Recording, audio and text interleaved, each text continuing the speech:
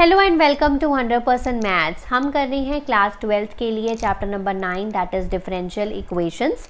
तो last video से हमने स्टार्ट किया था जनरल सोल्यूशन और पर्टिकुलर सोल्यूशन को फाइंड आउट करने के लिए फर्स्ट मेथड स्टडी किया था that is variable separation method. उसके रिलेटेड हमने फिर सॉल्व की थी एक्सरसाइज 9.3, उसके क्वेश्चन नंबर 10 तक हमने कवर किए थे।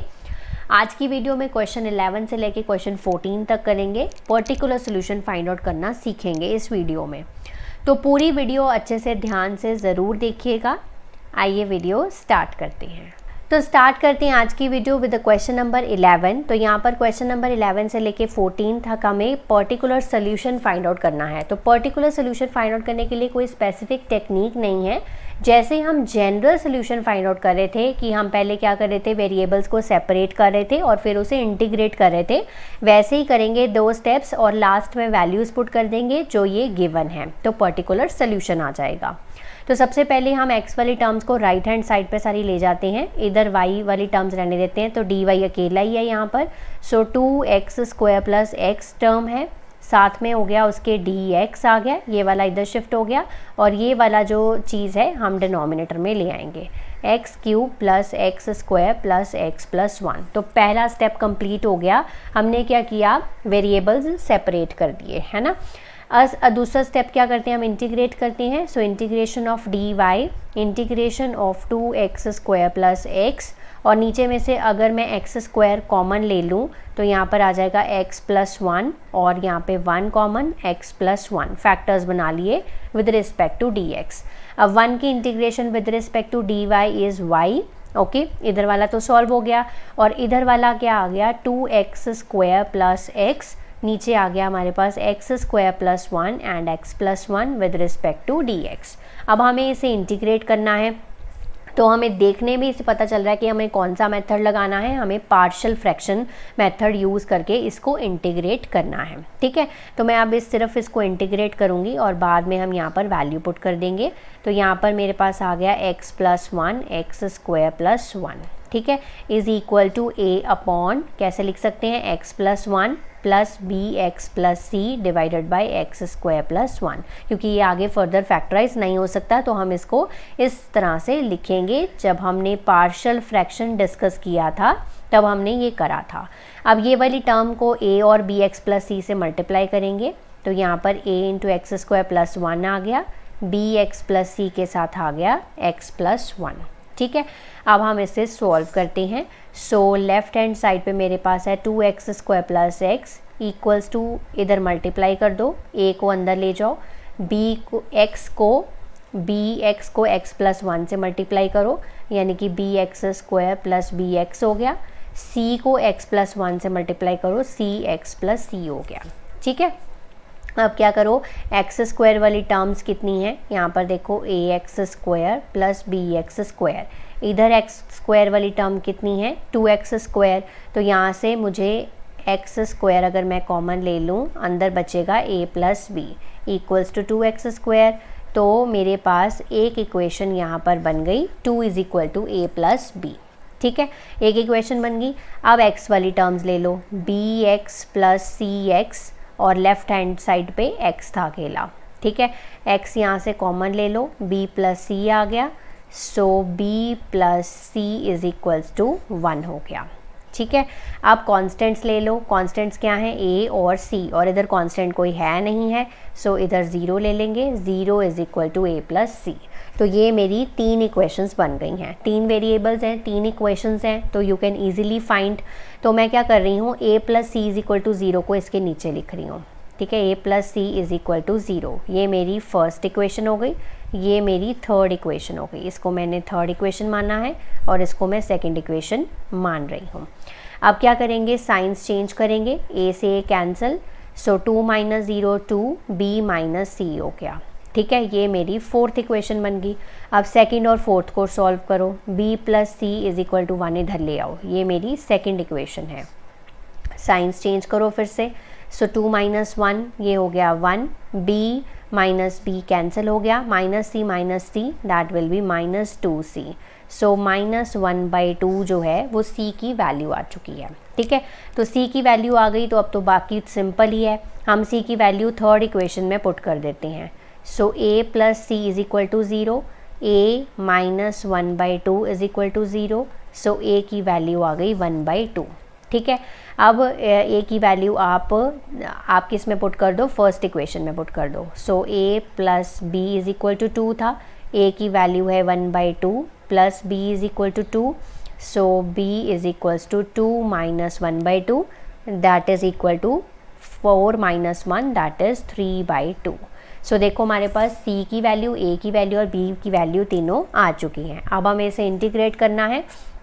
सो हम कैसे लिखेंगे इसको, इंटीग्रेशन ऑफ, तो हमने कैसे इसको स्प्लिट किया था, a/x + 1, a की वैल्यू क्या है 1/2, so integration of 1/2 divided by x + 1 with respect to dx, ऐसे लिखेंगे। नेक्स्ट में था bx + c, b की वैल्यू है 3/2x और c की वैल्यू थी -1/2, पुट कर दी मैंने, divided by x² + 1 with respect to dx। Okay, अब हमें इसे सिंपल क्या करना है, इंटीग्रेट करना है।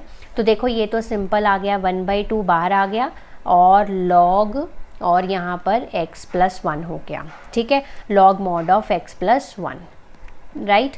अब यहाँ पर इसको फिर से 2 में डिवाइड कर देती हूँ, 3/2x divided by x² + 1 -1/2 1/x² + 1, इसका 3/2 भी मैं बाहर ले लेती हूँ with respect to dx with respect to dx। तो मैंने क्या किया, दोनों अलग अलग कर लिए ताकि मैं सॉल्व कर सकूँ। ये तो हमारा फॉर्मूला ही बन गया tan इनवर्स x का, और इसको हम सॉल्व कर लेते हैं। तो इसको हम सेपरेटली सॉल्व कर रहे हैं, x/x² + 1 with respect to dx, इसको सॉल्व कर लेते हैं और वहाँ वैल्यू पुट कर देंगे। सो यहाँ पर मैं सब्सटीट्यूशन मेथड लगा रही हूँ। सो x² + 1 को t पुट कर रही हूँ, 2x = dt/dx, so dx will be equals to dt/2x। so integration of x upon t, dx की जगह पे dt/2x, x कैंसिल, 1/t की इंटीग्रेशन हो गई log mod t, 1/2 बाहर प्लस कांस्टेंट ऑफ इंटीग्रेशन, है ना। तो ये आ गई इसकी हमारे पास इंटीग्रेशन। t की वैल्यू मैं वापस से पुट कर देती हूँ, 1/2 log mod of x² + 1 plus constant of integration. अब यहाँ पर हम सारे चीज़ें पुट कर देती हैं, 1/2 log mod of x + 1 plus 3/2, अब यहाँ पर है 1/2, इसकी इंटीग्रेशन यहाँ से डायरेक्टली पुट करेंगे, x² + 1 -1/2 और ये होती है tan इनवर्स x की। So tan inverse x plus constant of integration. So एक स्टेप और सिंप्लीफाई करेंगे, 1/2 log mod of x + 1, 3/4 log mod of x² + 1 -1/2 tan inverse x + c। ठीक है, ये हो गया। और लेफ्ट हैंड साइड पे हमारे पास क्या था, y था। तो ये आ गया आपका इसका जनरल सोल्यूशन। ठीक है, अगर आपको जनरल सोल्यूशन फाइंड आउट करने के लिए कहा होता तो ये आपका आंसर होता, बट अब यहाँ पर क्या फाइंड आउट करना है हमें, पर्टिकुलर सोल्यूशन। तो पर्टिकुलर सोल्यूशन के लिए कुछ वैल्यूज़ दे रखी हैं, वो बस हमें पुट करनी है। y = 1 है व्हेन x = 0। सो मैं यहाँ पर पुट कर रही हूँ, put y = 1 and x = 0। So y की वैल्यू मैंने पुट कर दी यहाँ पर 1, 1/2 log, x की जगह पे 0 आएगा, 0 + 1 1 ही हो गया, प्लस 3/4 log 0² + 1 ये भी 1 ही हो गया, minus 1/2 tan inverse 0 plus constant of integration. So 1 = अब log 1 की वैल्यू क्या होती है, 0 होती है। सो ये फैक्टर भी 0 हो गया, ये फैक्टर भी 0 हो गया। ठीक है, लिखने की ज़रूरत भी नहीं है आपको। tan इनवर्स 0 भी क्या होता है, 0 ही होता है। ठीक है, प्लस c 1 = तो तीनों फैक्टर 0 हो गई, तो c की वैल्यू कितनी आ गई, 1 आ गई। ठीक है, अब c की वैल्यू आ चुकी है। अब आपने क्या करना है, ये आपकी इक्वेशन नंबर क्या है, 5 है ना, क्योंकि पीछे आपने ये इक्वेशंस मानी थी, तो इक्वेशन नंबर 5 है ये। इसमें आपने ये जो c की वैल्यू 1 आई है वो बस पुट कर देनी है और इसको सिंप्लीफाई कर देना है। सो सी की वैल्यू पुट करनी है आपने और साथ में इसको सिंप्लीफाई करना है। सो y इज़ इक्वल टू, अब ये दोनों लॉग वाली टर्म्स हैं, है ना, तो हम इसमें से कुछ कॉमन ले सकते हैं। हम इसमें से कॉमन लेंगे 1/4। वो क्यों कॉमन लेंगे, अगर इसमें से 1/4 कॉमन लूँगी तो यहाँ पर मुझे एक्स्ट्रा एक 2 लगाना पड़ेगा, है ना। 2 log x plus 1 plus 3 log x square plus 1। इसका रीज़न भी आपको मैं बताऊँगी कि ये ऐसे मैंने क्यों किया है। -1/2 tan इनवर्स x प्लस 1, क्योंकि c की वैल्यू 1 आई थी। y is equal to 1/4। अब ये जो आगे है log के, ये इसकी पावर बन जाएगा log x प्लस 1 का square plus log x square plus 1 का क्यूब, है ना, ये इसकी पावर बन गया। -1/2 tan इनवर्स x प्लस 1, है ना। अब क्या करना है आपको, 1/4 जो ये log है ये 2 बार है तो हम इसको 1 बार ले लेते हैं, यानी कि कॉमन ले लिया। अंदर मेरे पास टर्म्स आई x प्लस 1 का whole square, x square plus 1 का होल क्यूब, ठीक है। -1/2 tan इनवर्स x प्लस 1, यहाँ पर y आ गया। So this is my particular solution for this particular question, ठीक है। तो थोड़ा सा लेंदी ज़रूर है ये क्वेश्चन, बट अगर आप स्टेप बाय स्टेप चलोगे तो जनरल सोल्यूशन फाइंड आउट करके बस आपको 2 स्टेप्स एक्स्ट्रा करने हैं, आपका पर्टिकुलर सोल्यूशन आ जाएगा। नेक्स्ट चलते हैं क्वेश्चन नंबर 12 पे। x into x square minus 1 dy/dx equal to 1, y is equal to 0 when x is equals to 2। फिर से आपको पर्टिकुलर सोल्यूशन फाइंड आउट करना है, तो आप सबसे पहले जनरल सोल्यूशन के लिए वेरिएबल सेपरेट कर लीजिए। सो dy को इधर रहने देते हैं, बाकी सारी टर्म्स को मैं राइट हैंड साइड पे लेके जा रही हूँ। सो 1/x into x square minus 1 और विद रिस्पेक्ट टू dx हो जाएगा, ठीक है। तो यहाँ पर सेकंड स्टेप में मुझे इसको इंटीग्रेट करना है। सो यहाँ पर मैं इसको इंटीग्रेट कर रही हूँ, तो एक्स स्क्वायर माइनस 1 को मैं लिख सकती हूँ x प्लस 1 x माइनस 1, ठीक है। 1 की integration with respect to dy is y only, और देखो इसको हम पार्शियल फ्रैक्शन के साथ सॉल्व करेंगे, ये तो हमें दिख ही रहा है, ठीक है, same as previous question. So इधर को मैं बाद में लिखूँगी, पहले मैं राइट हैंड साइड को सॉल्व करूँगी।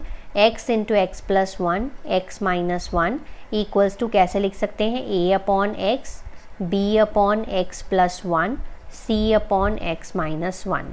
1 इज़ इक्वल टू a के साथ क्या आ जाएगा, x plus 1 x minus 1, b के साथ आ जाएगा x माइनस 1 और x, और c के साथ आ जाएगा x प्लस 1 और साथ में x आ जाएगा, ठीक है। अब मुझे रैंडम x की वैल्यूज़ पुट करनी है और a b c की वैल्यूज़ को निकालना है।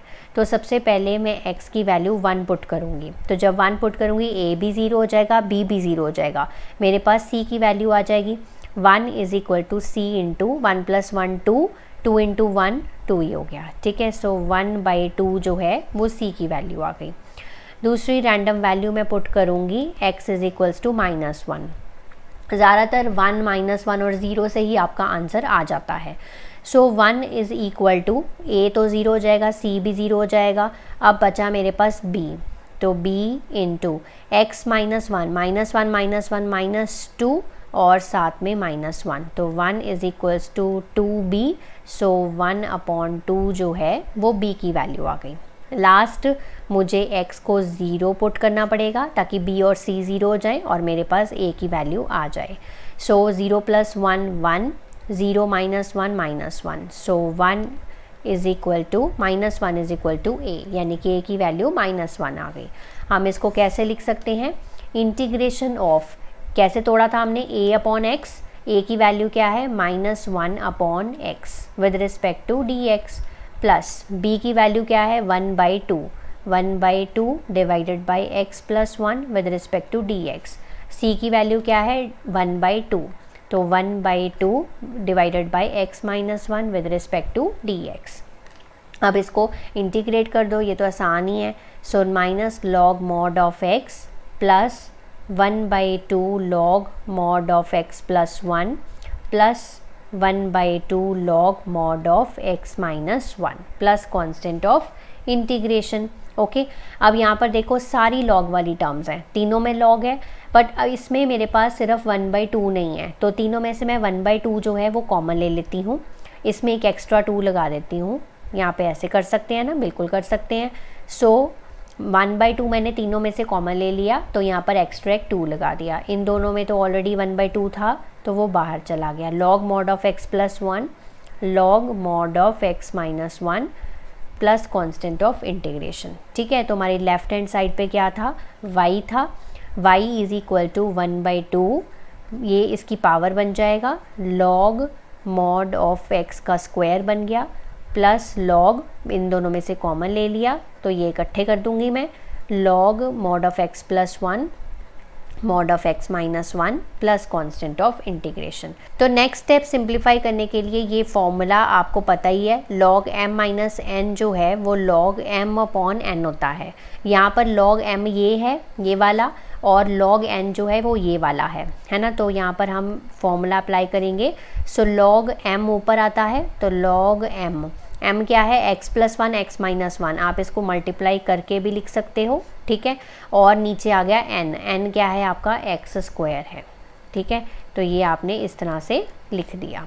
Okay, plus constant of integration, यहाँ आप एक स्टेप और सिंप्लीफाई कर सकते हो, 1/2 log mod of x square minus 1 divided by x square plus constant of integration.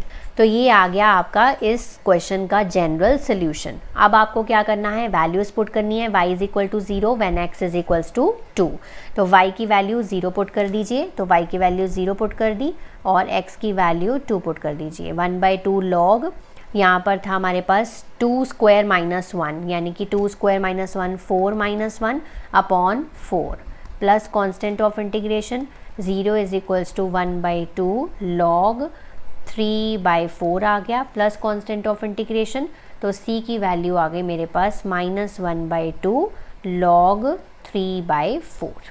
ठीक है, ये आ गई मेरे पास c की वैल्यू। अब लास्ट स्टेप में क्या करते हैं, हमारा जो जनरल सोल्यूशन होता है, ये मेरी क्वेश्चन नंबर 1 है, इसमें मैं c की वैल्यू सब्स्टिट्यूट कर दूंगी तो मेरा पर्टिकुलर सोल्यूशन आ जाएगा। सो मेरा पर्टिकुलर सोल्यूशन है इस क्वेश्चन का 1/2 log mod of x square minus 1 by x square, c की वैल्यू सब्स्टिट्यूट कर दो, -1/2 3/4। तो this is the particular solution for this question. Next चलते हैं क्वेश्चन नंबर 13 पे। बहुत आसान सा ही क्वेश्चन है ये। cos dy/dx equals to a, y is equal to 1, x is equals to 0। तो यहाँ पर देखो, सबसे पहले हम cos को उधर ले जाते हैं, तो पहले हम इसका जनरल सोल्यूशन फाइंड आउट करेंगे। cos इन्वर्स a कर लिया, राइट। अब क्या करना है, आपको dx को उधर ले जाइए, तो हमने पहले वेरिएबल्स जो हैं वो सेपरेट कर ली हैं। ठीक है, तो dy एक जगह पे कर लिया, dx एक जगह पे कर लिया, पहला स्टेप्स हो गया। दूसरा स्टेप क्या करना है, हमें इंटीग्रेट करना है। So integration of dy, integration of cos inverse a with respect to dx। 1 की integration with respect to dy होती है y, cos इनवर्स a जो है दिस इज़ अ कांस्टेंट, इसको बाहर ले लेंगे, अंदर आ गया 1 with respect to dx। So y is equal to cos inverse a into 1 की integration with respect to dx is x only, so y is equal to x cos inverse a plus constant of integration. तो ये आ गया आपका इसका general solution. अब general solution आ गया। अब पर्टिकुलर सोल्यूशन के लिए वैल्यूज़ पुट करनी पड़ती हैं। y की वैल्यू 1 पुट करो, x की वैल्यू 0 पुट करो, y की वैल्यू 1 पुट करो, x की वैल्यू अगर मैं 0 पुट करूँगी तो 0 इंटू cos इनवर्स a क्या हो जाएगा 0, सो c की वैल्यू आ गई 1 and mark this eight is equation number 1। अब इक्वेशन नंबर 1 में आप c की वैल्यू सब्स्टिट्यूट कर दो। So y is equal to x cos inverse a plus 1। Okay, और थोड़ा सा इसको सिंप्लीफाई कर देते हैं। सो हम क्या करेंगे, -1 इधर, मतलब ये 1 इधर ले आते हैं, और ये वाला जो x है इसको भी नीचे ले आते हैं, is equal to cos inverse a।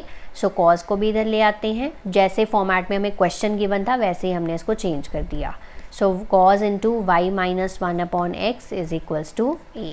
अगर आप यहाँ तक भी क्वेश्चन करके आते हैं ना तब भी आपका करेक्ट है, अदरवाइज जैसा आपको क्वेश्चन गिवन था वैसे ही आपने कोशिश करनी है आंसर को बनाने की। तो ये आपका इस क्वेश्चन का रिक्वायर्ड आंसर है। नेक्स्ट चलते हैं क्वेश्चन नंबर 14 पे। तो ये भी बहुत इजी सा ही क्वेश्चन है।